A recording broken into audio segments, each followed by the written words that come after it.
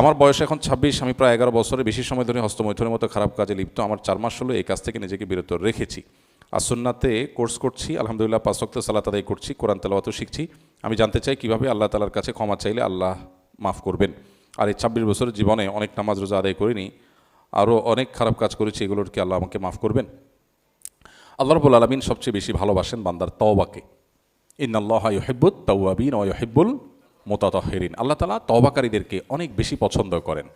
এই জন্য গুনাহ করার পর যদি কেউ ফিরে আসে এবং আল্লাহর ভয়ে আল্লাহর সামনে দাঁড়াবার লাজে লজ্জিত হয়ে যদি কেউ ফিরে আসে, আল্লাহ তাআলা তাকে ক্ষমা করেন। শুধু তা নয়, তার কোনো কোনো ক্ষেত্রে আল্লাহ তাআলার গুনাহকে সওয়াবে পরিণত করে দেন। তো এই জন্য আল্লাহর কাছে পরিপূর্ণ আস্থা থাকতে হবে। শয়তান আমাদেরকে নিরাশ করে দেয়, না এত গুনাহ করেছে। বিশেষ করে হস্তমৈথুনের এই অপরাধের একটা ভয়াবহ দিক হলো, এটা করতে করতে করতে একটা সময় তরুণদের, মানুষের মনে আল্লাহর প্রতি আপনার অবিশ্বাস কিংবা অনাস্থা এবং আল্লাহর ক্ষমাশীলতার প্রতি বিশ্বাসের দুর্বলতা, এগুলো তৈরি হয়। ফলে কি হয়? সে নিরাশ হয়ে যায়। নিরাশ হওয়ার পর অনেকে নাস্তিকের পথে পর্যন্ত পা বাড়ায়। এই জন্য শয়তান সেক্সুয়াল অপরাধ মানুষকে বেশি করাবার চেষ্টা করে, কারণ সে জানে এটা করতে করতে করতে একটা সময় সে বিতৃষ্ণ হয়ে যাবে, যে আল্লাহ নিষেধ করছেন দেখি তো আমি পারতেছি না, আমার জন্য ঝামেলা হচ্ছে। বিবেকে তাকে করাঘাত করবে যে তুমি হারাম কাজ করছো, আল্লাহ নিষেধ করেছেন সেরকম কাজ করছো। আবার অপরদিকে তার জৈবিক তাড়না সে কাজ করবে, একবার করবে, আবার তার বিবেকে করাঘাত করবে। বিবেকের সাথে তার এই কষাঘাত হতে হতে একটা পর্যায়ে নৈরাশ্য চলে আসে, বিরক্তি চলে আসে এবং সে বেঈমানির দিকে পর্যন্ত পা বাড়ায়। খুব ভয়াবহ একটা ব্যাপার। এই জন্য হস্তমৈথুন বা এই জাতীয় গুনাহ থেকে বেঁচে থাকার জন্য সর্বোচ্চ চেষ্টা করতে হবে, কারণ এটা শুধু গুনাহ না, এটা ঈমান হারা হওয়ার একটা রুট অনেক সময় হয়। এখন যিনি প্রশ্ন করেছেন আমাদের স্কিলের ছাত্র, 26 বছর বয়সে, আমি তাকে বলবো যে যেহেতু আপনি এটা ছেড়ে চলে আসছেন, এখন দৃঢ় বিশ্বাস রাখতে হবে আল্লাহ তাআলা আমাকে ক্ষমা করে দিয়েছেন। নাহলে আল্লাহ আমাকে তৌফিক দিয়েছেন কেন?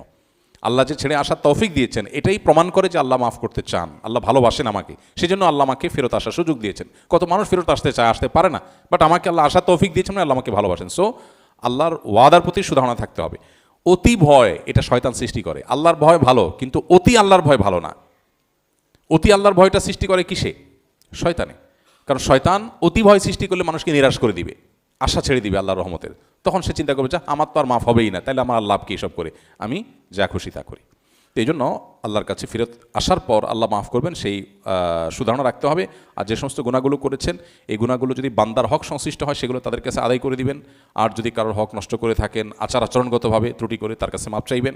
সুযোগ না থাকলে আল্লাহর কাছে মাপ চাইবেন, তাদের পক্ষ থেকে দান সাদাকা করবেন। ইনশাআল্লাহ বিদিল্লাহ তাতে যথেষ্ট হবে। নামাজ কালাম কাজা করে থাকলে সেগুলো আদায় করবেন। রমজান রোজা না রেখে থাকলে, ভেঙে থাকলে সেগুলো আদায় করবেন। আল্লাহর কাছে তওবা করবেন ইনশাআল্লাহ। আল্লাহ বলেছেন, লা তাকনাতু মির রাহমাতিল্লাহ ইন্নাল্লাহা ইয়াগফিরুয যুনুবা জামিআ।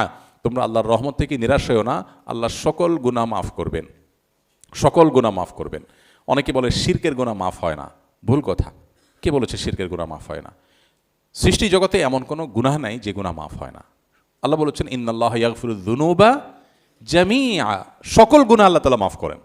হ্যাঁ, শিরকের গুনাহ মাফ হবে না তখন যদি কেউ শিরকের অপরাধ নিয়ে দুনিয়া থেকে যায়, তখন তার মাফ হবে না। কিন্তু দুনিয়াতে কেউ শিরক করেছে, এরপরে যদি আল্লাহর কাছে মাফ চায়, তওবা করে ফিরে আসে, আর শিরকের দিকে না যায়, অবশ্যই আল্লাহ তাআলা মাফ করবেন।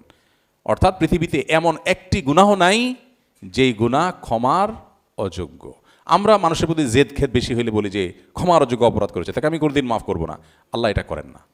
আল্লাহ তাআলা সকল গুনাহের ক্ষমার দুয়ার সবসময় আল্লাহ তাআলা ওপেন রাখেন। হ্যাঁ, একেবারে মৃত্যুর দ্বার প্রান্তে উপনীত, তখন আর আল্লাহ তাআলা মাফ করেন না। তার আগ পর্যন্ত আমাদের যাদের নাকের ডগা নিঃশ্বাস আছে, সুস্থ স্বাভাবিক আছে, আমরা যদি এখনও সিদ্ধান্ত পরিবর্তন করি যে আমি আল্লাহর নাফরমানি থেকে আল্লাহর গোলামির পথে আসব, আল্লাহ সুখময় স্বাচ্ছন্দ্যময় জীবন দিবেন, উপভোগ্য একটা লাইফ দিবেন, আর পূর্বের সমস্ত গুনাহ আল্লাহ তাআলা মাফ করবেন। পৃথিবীর মানুষের সাথে মহান সৃষ্টিকর্তা আল্লাহর সিস্টেমের পার্থক্য এখানে যে আল্লাহর সিস্টেমে ক্ষমার দুয়ার সবসময় খোলা থাকে, আর মানুষ সাধারণত ক্ষমা করতে চায় না। বিধায় আপনি আল্লাহর কাছে পরিপূর্ণ আত্মবিশ্বাস নিয়ে ইবাদত করবেন যে আল্লাহ আপনাকে ক্ষমা করেছেন, ক্ষমা করছেন বা করবেন বলেই আল্লাহ আপনাকে তওবা করার তৌফিক দিয়েছেন। আল্লাহর প্রতি হুসনে জন বলে, এটাকে হুসনে জন বলা হয়। হ্যাঁ, নবী করিম সাল্লাল্লাহু আলাইহি ওয়াসাল্লামের নির্দেশ আছে যে তোমরা আল্লাহর প্রতি সুধারণা পোষণ করবে। এবং আল্লাহ তাআলা বলেছেন হাদিসে কুদসিতে, আনা ইনদা যন্নি আবদি বি, বান্দা আমার প্রতি যেমন ধারণা করবে আমি তেমন আচরণ করব। আল্লাহ আমাকে ক্ষমা করবেন, আমি যেহেতু তওবা করে ফেরত এসেছি, ছেড়ে দিতে পেরেছি, অবশ্যই আল্লাহ আমাকে মাফ করবেন। এই পজিটিভ ধারণা আল্লাহর প্রতি রাখলে আল্লাহ সেইটাই আপনার সাথে আচরণ করবেন।